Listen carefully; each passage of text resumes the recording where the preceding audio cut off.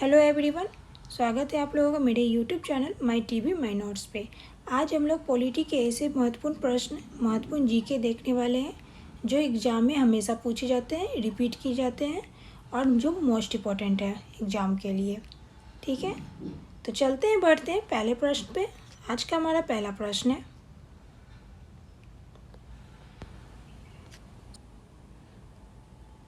स्वतंत्र भारत की लोकसभा का पहला अध्यक्ष कौन था? कौन था स्वतंत्र भारत के लोकसभा का पहला अध्यक्ष? तो याद रखिए, जीबी मावलंकर था। ऑप्शन नंबर डी इसके करेक्ट हो जाएंगे। जीबी मावलंकर स्वतंत्र भारत के लोकसभा का पहला अध्यक्ष थे। अगला प्रश्न, भारत की संविधान सभा का संवैधानिक सलाहकार कौन था? कौन था भारत की संविधान सभा का संवैधानिक सलाहकार? तो याद रखिए, भारत की संविधान सभा का संवैधानिक सलाहकार BN राव थे। ऑप्शन नंबर सी इसके करेक्ट हो जाएंगे। अगले प्रश्न पे आते हैं। अगला प्रश्न है, भारतीय संविधान सभा का अध्यक्ष कौन था? कौन था भारतीय संविधान सभा का अध्यक्ष? तो याद रखिए, भारतीय संविधान सभा का अध्यक्ष थे doctor Rajendra Prasad. Option number A इसके करेक्ट हो जाएंगे। यह मोस्ट इंपॉर्टेंट प्रश्न है, कई बार एग्जाम में आ चुके हैं। अगले प्रश्न पे आते हैं। अगला प्रश्न है, भारत के पहले राष्ट्रपति के रूप में डॉक्टर राजेंद्र प्रसाद का चुनाव किया गया था। किसके द्वारा किया गया था डॉक्टर राजेंद्र प्रसाद का चुनाव? तो याद रखिए, संविधान सभा के द्वारा किया गया था डॉक्टर राजेंद्र प्रसाद का चुनाव। ऑप्शन नंबर सी इसके करेक्ट हो जाएंगे। अगला प्रश्न है, भारतीय संविधान की समवर्ती सूची की धारणा किस देश के संविधान से ली गई है? किस देश के संविधान से ली गई है भारतीय संविधान की समवर्ती सूची की धारणा? तो याद रखिए, ऑस्ट्रेलिया देश से ली गई है। ऑप्शन नंबर सी इसके करेक्ट हो जाएंगे। अगले प्रश्न पे आते हैं। अगला प्रश्न है, भारतीय संविधान में कितनी अनुसूचियां हैं? कितनी अनुसूचियां हैं भारतीय संविधान में? यह मोस्ट इंपॉर्टेंट प्रश्न है, कई बार एग्जाम में आ चुके हैं। भारतीय संविधान में कितनी अनुसूचियां हैं? तो याद रखिए, 12 अनुसूचियां हैं। ऑप्शन नंबर डी इसके करेक्ट है। अगले प्रश्न पे आते हैं। अगला प्रश्न है, भारत में एकल नागरिकता की अवधारणा अपनाई गई है। किस देश से अपनाई गई है भारत में एकल नागरिकता की अवधारणा? ऑप्शन है इंग्लैंड, अमेरिका, कनाडा या फ्रांस। तो याद रखिए, इंग्लैंड से अपनाई गई है। ऑप्शन नंबर ए इसके करेक्ट हो जाएंगे। अगले प्रश्न पे आते हैं। अगला प्रश्न है, भारतीय संविधान में राष्ट्रपति के चुनाव की प्रणाली किस देश से ली गई है? किस देश से ली गई है भारतीय संविधान में राष्ट्रपति के चुनाव की प्रणाली किस देश से ली गई है? तो याद रखिए, आयरलैंड से ली गई है। ऑप्शन नंबर सी इसके करेक्ट हो जाएंगे।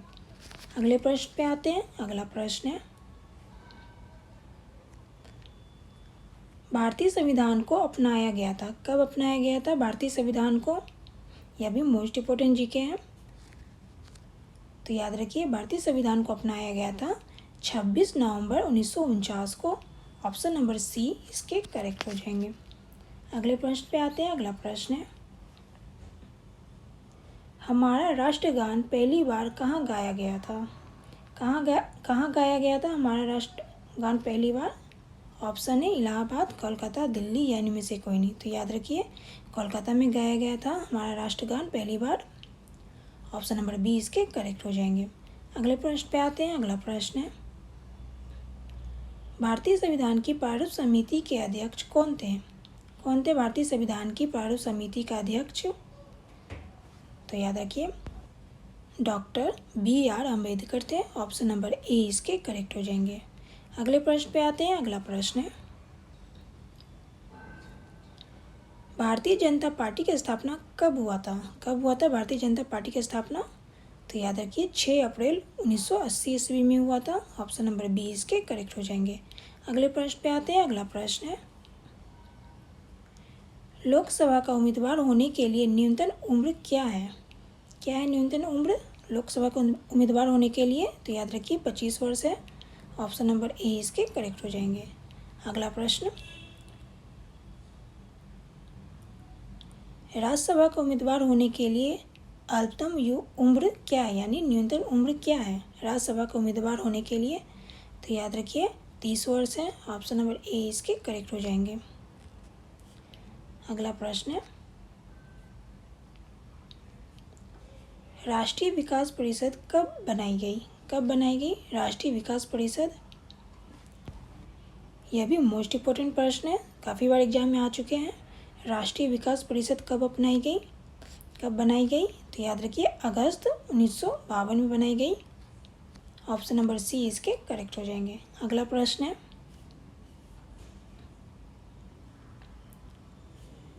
भारत की स्वतंत्रता के समय गवर्नर जनरल कौन था?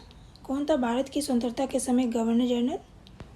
ऑप्शन है Lord Dalhousie, Lord Cripps, Lord Curzon या लॉर्ड माउंटबेटन। तो याद रखिए भारत की स्वतंत्रता के समय गवर्नर जनरल थे Lord Mountbatten. Option number D इसके करेक्ट हो जाएंगे। अगले प्रश्न पे आते हैं। अगला प्रश्न है,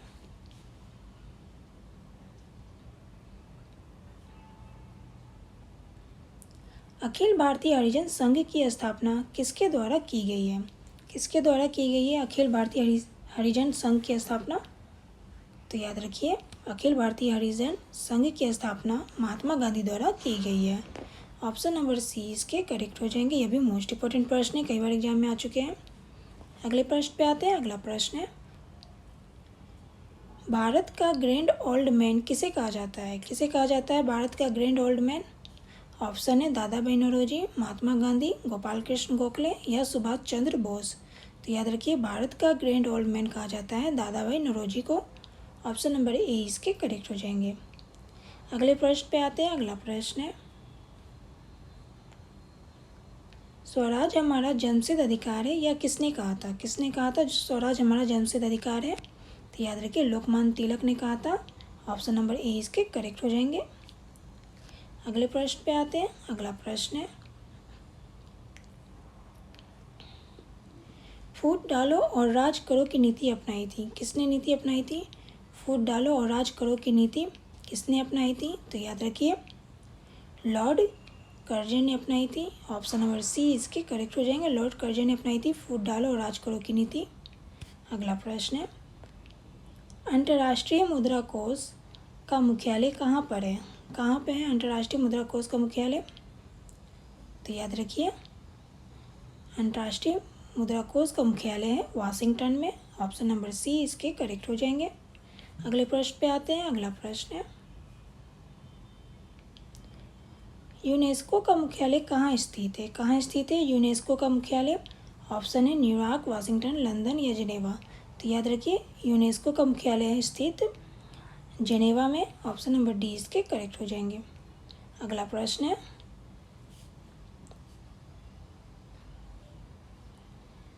संसद को भंग करने के लिए कौन सक्षम है? कौन है संसद को भंग करने की शक्ति किसके पास है? कौन सक्षम है? ऑप्शन है प्रधानमंत्री, राष्ट्रपति, उपराष्ट्रपति या उनमें से कोई नहीं। तो याद रखिए संसद को भंग करने की शक्ति होती है राष्ट्रपति के पास। ऑप्शन नंबर बी इसके करेक्ट हो जाएंगे। अगला प्रश्न है,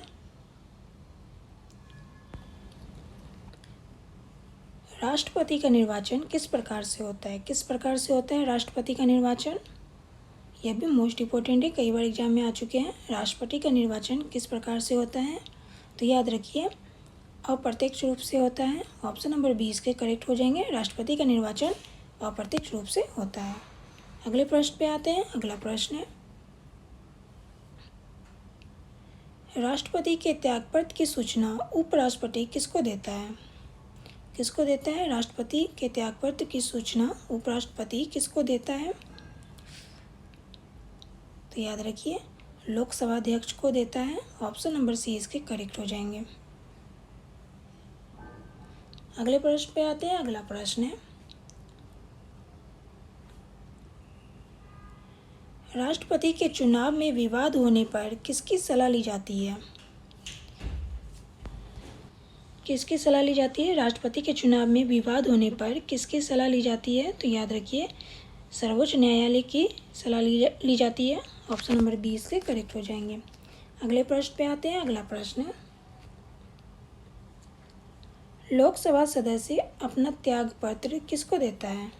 किसको देता है लोकसभा सदस्य अपना त्यागपत्र? ऑप्शन है प्रधानमंत्री, राष्ट्रपति, लोकसभा अध्यक्ष या इनमें से कोई नहीं। तो याद रखिए लोकसभा अध्यक्ष को देता है लोकसभा सदस्य अपना त्यागपत्र? ऑप्शन नंबर सी इसके करेक्ट हो जाएंगे। अगला प्रश्न है, बजट पहले किसके द्वारा पारित किया जाता है? किसके द्वारा पारित किया जाता है बजट सबसे पहले? ऑप्शन है राज्यसभा, लोकसभा या फिर दोनों या इनमें से कोई नहीं। तो याद रखिए लोकसभा द्वारा बजट पहले पारित किया जाता है। ऑप्शन नंबर बी इसके करेक्ट हो जाएंगे। अगला प्रश्न है, लोकसभा के लिए प्रथम आम चुनाव कब हुआ था? कब हुआ था लोकसभा के लिए प्रथम आम चुनाव? ऑप्शन है 1950 ईस्वी, 1951, 1952 या 1955। तो याद रखिए लोकसभा के लिए प्रथम आम चुनाव हुआ था 1952 ईस्वी को।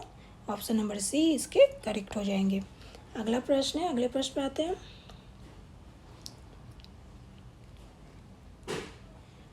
उपराष्ट्रपति को पद की अवधि कितने वर्ष की होती है? कितनी अवधि की होती है उपराष्ट्रपति का पद? ऑप्शन है 5 वर्ष, 6 वर्ष, 7 वर्ष या 8 वर्ष। तो याद रखिए 5 वर्ष की होती है। ऑप्शन नंबर ए इसके करेक्ट हो जाएंगे। अभी के लिए इतना ही, फिर मिलते हैं नेक्स्ट वीडियो पे नई जीके जीएस के साथ जो आपके एग्जाम के लिए मोस्ट इंपॉर्टेंट है।